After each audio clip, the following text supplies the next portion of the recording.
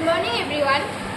Itu আমাৰ প্ৰজেক্টটো হল global ওয়াৰ্মিংৰ ওপৰত বনোৱা হৈছে কিয়নো আমাৰ যিটো বায়ুমণ্ডল আছে তাত আমাৰ কাৰ্বন ডাই অক্সাইড গেছৰ পৰিমাণ 0.03 কিন্তু জনসংখ্যা বৃদ্ধি হোৱাৰ লগে লগে আমাৰ কাৰ্বন ডাই অক্সাইডৰ পৰিমাণটো বৃদ্ধি পাই গৈছে সেই হিচাপত আমি আমাৰ পৰিৱেশটো ৰক্ষা কৰিব লাগে তাৰ কাৰণে আমি গছ গছনি বেছি কৰি ৰুব লাগে আমি গছ গছনি কটা বন্ধ কৰিব লাগে তাৰপিছত আমি যিটো আমাৰ ইণ্ডাষ্ট্ৰীবোৰ আছে আমি ইণ্ডাষ্ট্ৰীবোৰৰ পৰিমাণ কমাই দিব লাগে কিয়নো ইণ্ডাষ্ট্ৰীবোৰৰ পৰা বিষাক্ত গেছ ওলায় যি আমাৰ পৰিৱেশটো আৰু বিনষ্ট কৰি দিয়ে সেইবাবে আমি এইবোৰৰ পৰিমাণ কমাব লাগে আৰু আমি যিমান পাৰোঁ প্ৰাকৃতিক বস্তু আমাৰ ব্যৱহাৰ কৰিব লাগে যেনেকুৱাকৈ আমি শক্তি সংৰক্ষণৰ বাবে আমাক বিদ্যুৎ